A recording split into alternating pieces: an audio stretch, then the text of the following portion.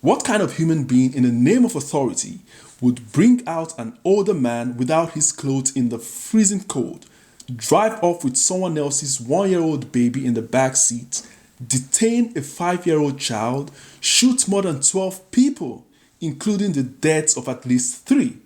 What category of human being would carry out such inhumane acts? To understand the type of human being that would do something so appalling, you must first understand the story of Napoleon Bonaparte. Napoleon Bonaparte was a French general who rose to prominence during the French Revolution. He led several brutal campaigns across Europe and subsequent deadly wars between 1796 and 1815. Napoleon rose rapidly through the military ranks because of his role in the French Revolution. In 1796, he led a campaign against Austria and its Italian allies and won a major victory that made him a national hero in France. In 1798, he invaded Egypt and Syria for no reason other than his ambition and personal glory.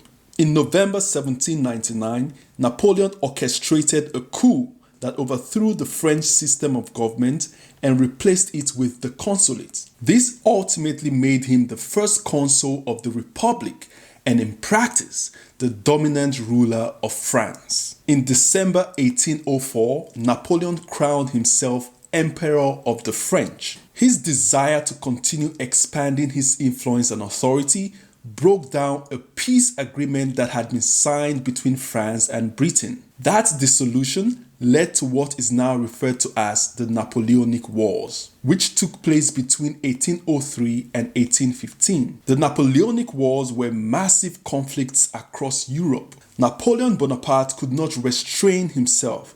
He fought against coalitions that included Britain, Austria, Russia, Spain, Portugal, and Sweden. Around 1803, the British government was disgusted with Napoleon and his insatiable desire for expansion and was keen to make him look foolish. British newspapers labeled him as Little Boney and portrayed him as a tiny, ill-tempered child. Eventually, the idea of Napoleon being a small man became popular around the world, and many people came to believe that he was short. But the truth is that Napoleon was not a short man.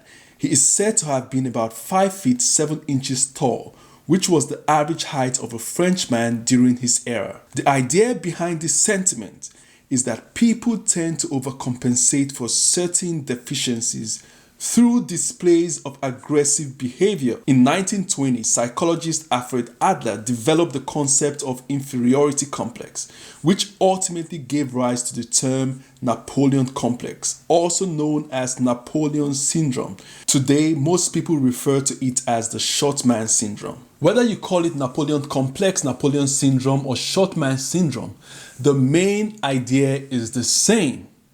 When a man is insecure, it can lead to aggressive, domineering behavior in social situations. And this idea has been studied extensively in psychology, and so there are a lot of research studies to support it. But here is how it works in 2 main ways.